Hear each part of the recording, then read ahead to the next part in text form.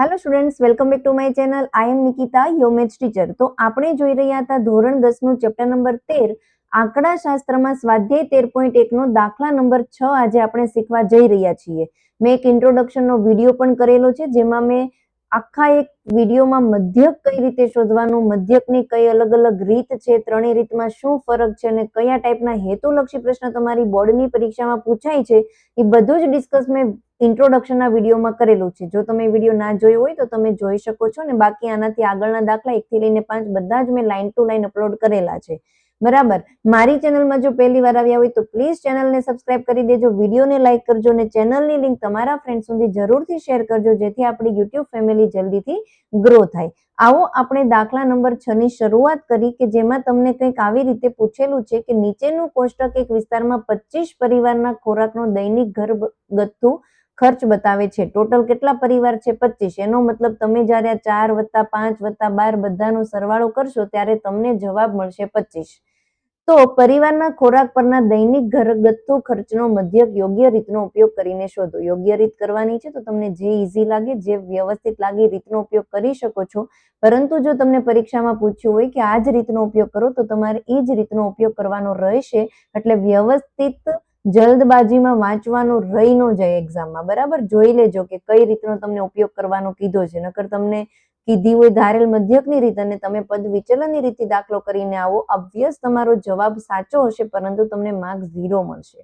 Okay, તો અહીંયા 100 થી લઈને 150 એવા પરિવારની સંખ્યા 4 છે.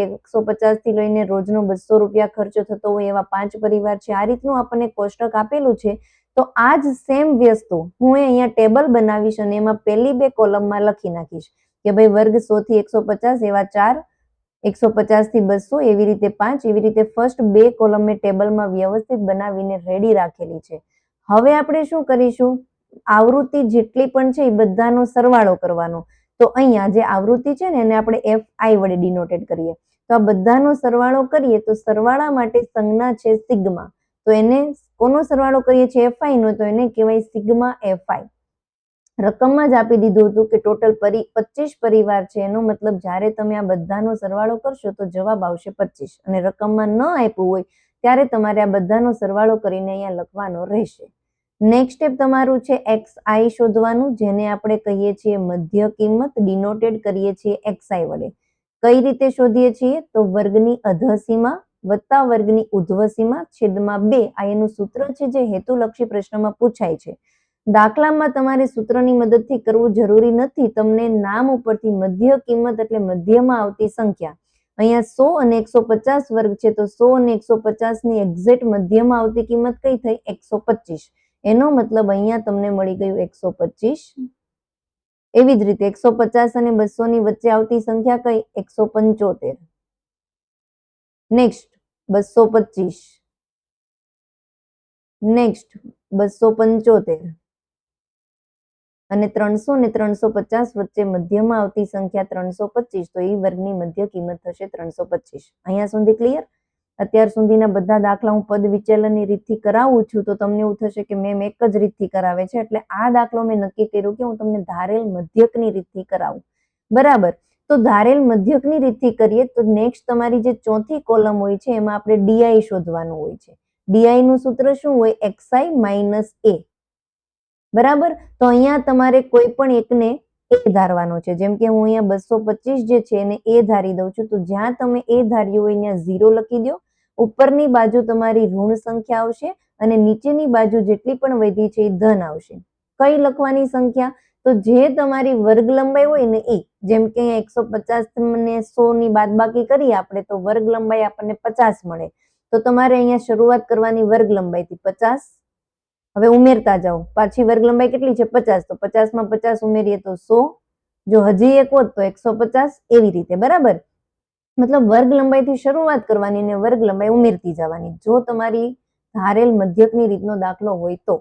નેક્સ્ટ ફરીથી 0 ની નીચેથી શરૂઆત 50 થી કરશું વર્ગ લંબાઈથી. 50 પાછા ઉમેરીએ તો 100. ડન.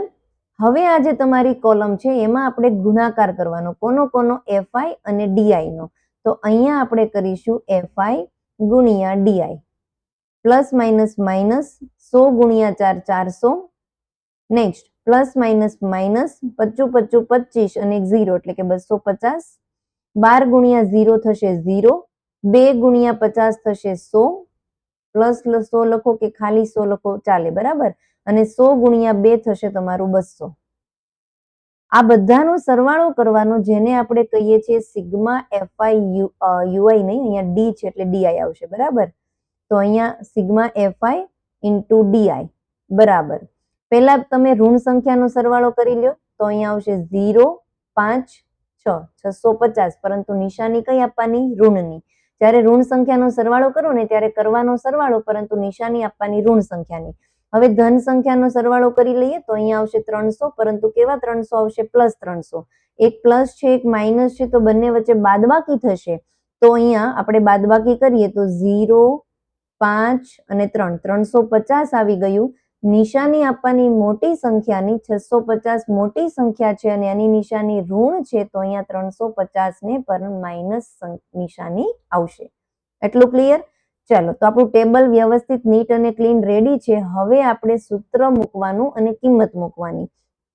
તો નેક્સ્ટ આપણું ધારેલ મધ્યકની રીતથી મધ્યક શોધવાનું સૂત્ર છે x બાર બરાબર a વત્તા સિગ્મા એફઆઈ ડીઆઈ ના છેદમાં સિગ્મા એફઆઈ. ઓકે, એની કિંમત આપણે શું લીધી હતી? 225, તો અહીંયા આવશે 225 વત્તા સિગ્મા એફઆઈ ડીઆઈ છે -350, તો અહીંયા હું લખું છું -350 છેદમાં સિગ્મા એફઆઈ ની કિંમત છે 25. આટલું ક્લિયર છે? હવે આપણે અહીંયા છેદ ઉડતા હોય તો ઉડાડી નાખીએ, બરાબર. જેમ કે અહીંયા 35 છે, જેને હું આમ લખી શકું 7 5 35 અને એક 0 મૂકવાનું છે તો અહીંયા મૂકી દઉં, એટલે કે 70 ગુણ્યા 5 350 થાય. એવી જ રીતે 25 ને ઉડાડીને હું લખીશ 5 ગુણ્યા 5. અહીંયા 5 અને 5 ઉડી ગયું. 70 ને ડાયરેક્ટ હું 5 આરે ભાગાકાર કરી નાખું તો અહીંયા આવશે 5 એકા 5 અને 2 વચ્ચે 2 ને 0 20 અને 5 ચોક 20 એટલે કે 14. 14 પંચા 70 થાય, તો અહીંયા શું વધ્યું અંશમાં? 14. છેદ એકદમ વ્યવસ્થિત રીતે ઉડી ગયા. તો અહીંયા તમારું છે 225 પ્લસ માઇનસ માઇનસ, એક પ્લસ છે એક ઋણ નિશાની છે, બંનેનો ગુણાકાર કરીએ તો માઇનસ થઈ જાય અને એમાંથી 14 ને શું કરી નાખવાના છે આપણે? બાદ. તો 225 માંથી જ્યારે તમે 14 બાદ કરશો તો તમને જવાબ મળશે 211 અને આ તમને મળી ગયું મધ્યક. નીચે લખવાનું રહેશે કે આમ શું હતો આપણો ક્વેશ્ચન? જોઈ લઈએ. આમ પરિવારના ખોરાક પરના દૈનિક ઘરગથ્થુ ખર્ચનો મધ્યક 211 થાય છે. આવી રીતે વ્યવસ્થિત ટેબલ બનાવવાનું, સૂત્ર લખવાનું અને વ્યવસ્થિત દાખલો ગણવાનો. જો ઘણા સ્ટુડન્ટ કેવું કરે, સૂત્ર ન લખે, ડાયરેક્ટ રકમ મળે લખવા, તો તમારો 1 માર્ક્સ કપાઈ જાય.